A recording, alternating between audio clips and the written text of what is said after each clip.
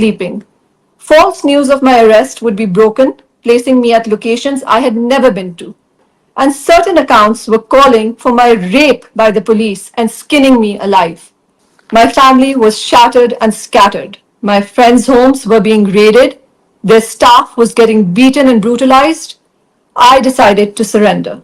I just told myself, whatever would happen, Allah would give me the courage to bear it. I was thrown into a dirty cell in Lytton police station with street criminals. I am Khadija Shah, a Pakistani and American dual citizen. I have built a life in my motherland, Pakistan, and I am an entrepreneur. I own and head two fashion brands and have represented Pakistan globally.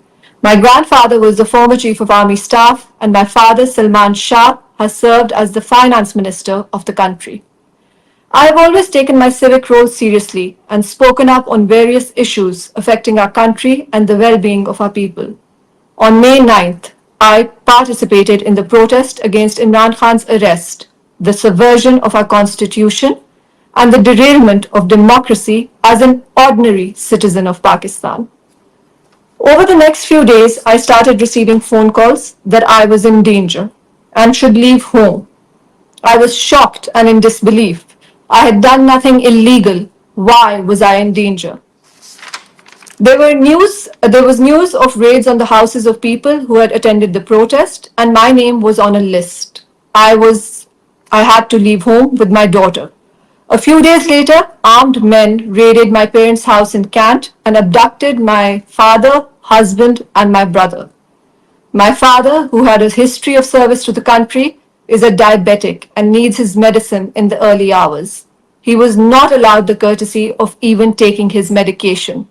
My husband was beaten, he was tasered, and his eardrum was permanently damaged. They had come to get me. My sister sent me a video of the raid and asked me to leave my friend's house immediately. They had our drivers and our household staff. It was only a matter of time before they would get to me. I left my 5-year-old daughter sleeping. I would see her face again after 2 months. The next few days, I went from house to house, whoever would be kind enough to give me refuge. I stayed in empty homes and took public transport. Our family was scattered all over the city, communicating with each other without revealing locations. I was completely alone. After a week, we decided that I would surrender myself to the authorities. My face was being flashed all over media as a PTI leader and the mastermind of the May 9th protest. A narrative was being drummed up, painting me as an absconder on the run. False news of my arrest would be broken, placing me at locations I had never been to. I would see all this on TV and social media. Certain journalists were tasked to spread the same narrative on social media, and certain accounts were calling for my rape by the police and skinning me alive. It was the most terrifying thing to see about yourself, and it was being done without an iota of proof being given against me. They wrote and said whatever they wanted to pin on me with such conviction, and no one questioned where the proof was. This was my first personal experience of complete lawlessness that had engulfed our country and would swallow it up in the months to come. My husband was still in jail without any charges, and they refused to let him go till I handed myself over. My family was shattered and scattered. My friends' homes were being raided. Their staff was getting beaten and brutalized. I decided to surrender. I still believed against my instinct that because I was innocent and there was no proof, the courts of justice would release me. As I drove in a rickshaw to the CCPO office, every instinct of mine told me the grave danger I was in. There were several points at which I thought, just stop, get out of this vehicle and run far away. Those tweets of propaganda and political accounts asking for my rape and skinning me alive flashed in my head. I just told myself, whatever would happen, Allah would give me the courage to bear it. I numbed my mind as I would 7 months later on the journey to Balochistan. I surrendered, and I was thrown into a dirty cell in Lytton police station with street criminals. The next morning, I was presented like a terrorist with a black shroud over my head at the ATC, and the judge sent me to KL jail, Lahore. That's Kotlakpat jail. I would remain there for the next 7 months.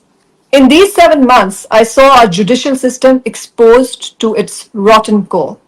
There was no law, no process, and no justice.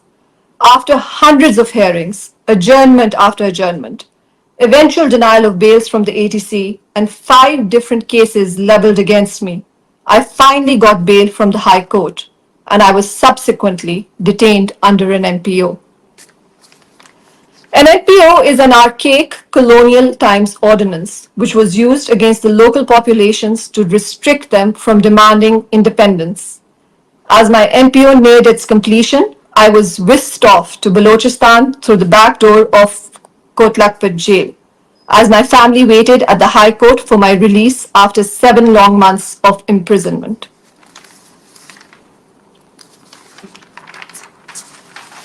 The order for me to be taken to Balochistan was sanctioned by an ATC judge. There was no consideration of the merit of this ludicrous demand. No consideration that I was a woman who had already suffered illegal incarceration for 7 months without proof or conviction. No consideration of what would happen to me and where they would be taking me. I was put in a Vigo with heavy police contingents and driven to Balochistan on an 18-hour long journey on the most dangerous route in Pakistan. A route where there are almost daily attacks on police and law enforcement agencies. My life and the lives of those tasked to take me were put on stake as if we were animals and mere statistics. I was kept in a basement in a detention center in Balochistan. I was in police remand for 17 days. The charge against me was leading and instigating the protests in Balochistan. The Honorable Judge of the Balochistan High Court, like all sane individuals, found this to be laughable. The police, even after 17 days, were unable to produce any credible evidence against me. I was finally released on the 27th of December and headed back with my family to Lahore. Up until 9th May, I had led a life of privilege. I never had a brush with law or the legal system. I was outspoken on political matters as a student of politics and a concerned citizen, but I had no idea about the extent of our institutional and systemic deformity. I was brought up by my grandfather, the former chief of the army, and I had seen the leadership of the political parties closely. It is alarming that those same politicians who would flock to my grandfather asking for his intervention and support to bring them into power are still dominating the political landscape 30 years later. आपने अभी तक हमारा channel subscribe नहीं किया तो अभी subscribe करें और बेल आइकॉन को क्लिक करके हमारी लेटेस्ट वीडियोस के बारे में अपडेट जानें।